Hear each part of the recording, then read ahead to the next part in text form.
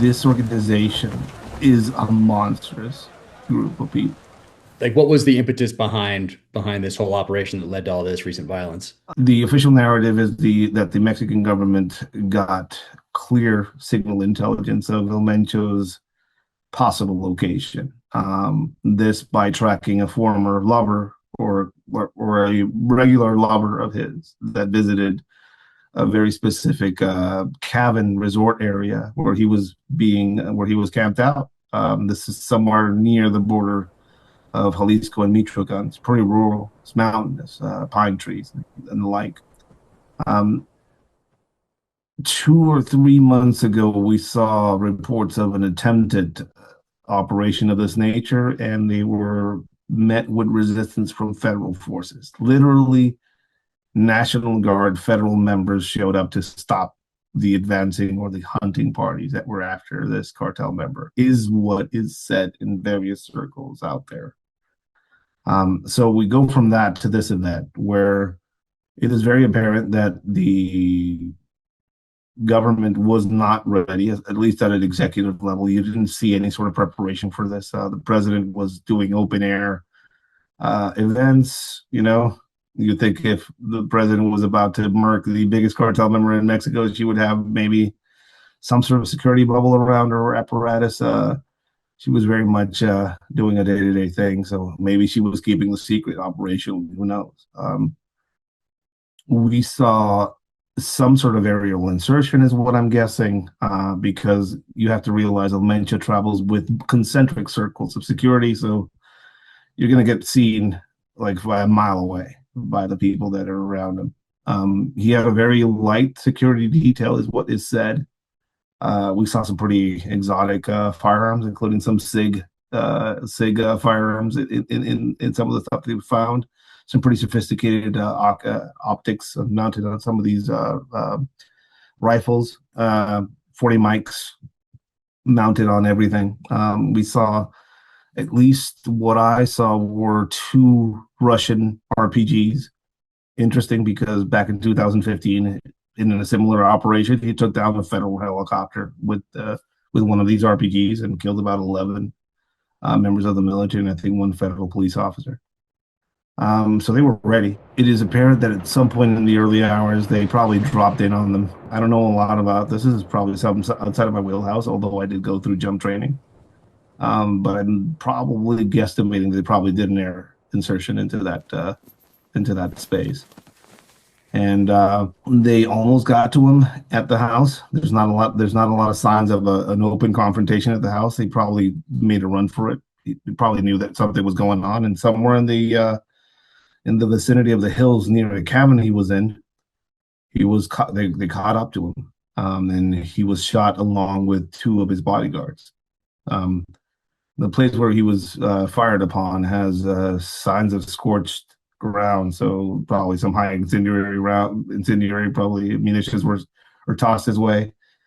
He was medevaced out of there, and they were going to Guadalajara to get some medical management, and the decision was done on the flight that he died. So they flew his body over to Mexico City proper on an executive decision. They wanted to keep that body safe.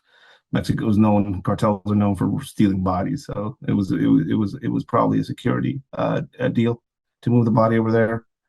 As this was happening, communications and radios of the cartel members were going insane. I was doing a class in Toronto, Canada, while this was happening, and I'm a member of a few WhatsApp groups and the like, so all these started getting lit up by messages. One of the cartel heads of the new generation cartel, by the name of Tuti, I think it was Tuli. Hugo is his name, Tuli. Basically took a car, took a lot of the telecommunications equipment that he had and a shit ton of money, and drove himself somewhere into the hills and started coordinating all the attacks across the country over his phones. He had about $1 million worth of cash and a few millions of pesos on him, basically directing all loyal members of the new generation cartel to start burning businesses, blockading roads, and blockading and burn trucks in and around all the cities that where they're operating in a sign of open defiance to the federal government for the operation it just had concluded. Um, he didn't last long though. About an hour into his transmission, members of special operations showed up and canoed him. So uh, that didn't last long. Um, there's a lot of chatter and conversations out there in the United States about American participation in this. I haven't seen any evidence of direct American involvement there, but it is clear that they're probably getting a lot of signal intelligence and I mean, it's an open secret that Mexico is basically populated by American military drones right now, flying all over the over it right now. So there is no hiding anymore. Things that are in question, I guess, were put by people and people like myself and people who are kind of looking at this kind of closely. It seems that at a high level, the presidency wasn't ready for this event.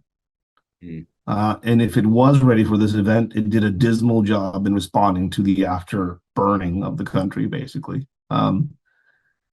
It doesn't jive with me that such an operation would take place in a city that is about to host the World Cup.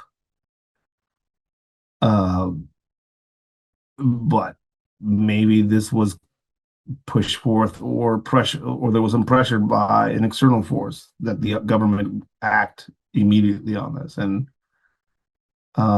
in my mind, I think this was probably an urgent intelligence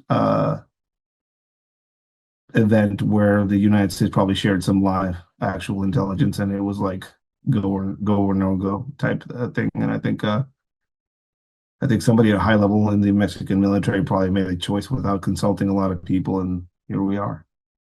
Oh, wow. It seemed like the response wasn't directed against, like you just said, it was there were businesses, there were civilian vehicles blocking these roads, that sort of thing. So the response it was not towards police stations or military installations or government buildings or things like that. It seemed like I don't know, It was a lot of different. I'm sure there were government institutions, but I saw people running through the airport and gunshots. It was unclear who was yeah, firing it.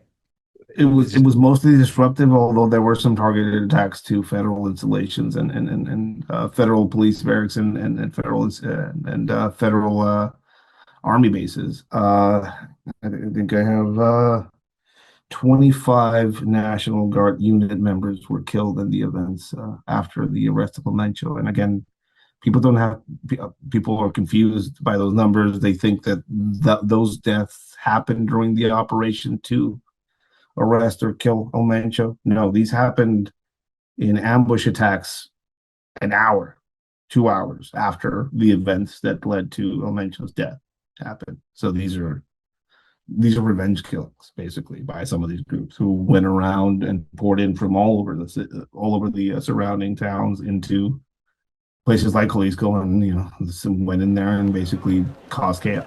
They were ordered to shoot the airport. They were ordered to shoot at the planes. They were ordered to set fire to buildings.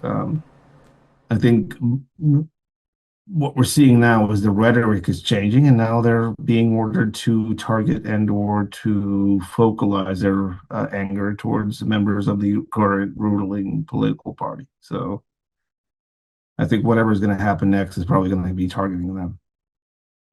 and what happens next for the organization? Does it split into multiple? Is there a command structure where it's a clear successor, or is there a power struggle? What happens next? So one of there's and again I don't want to speculate specifically on a single name. I have my ideas, but I don't that it's uncomfortable and like legit not safe to be saying names of that nature. People who are alive and are very much capable of doing things. If you enjoyed this video, you'll probably like the Fourth Option podcast. Check it out here.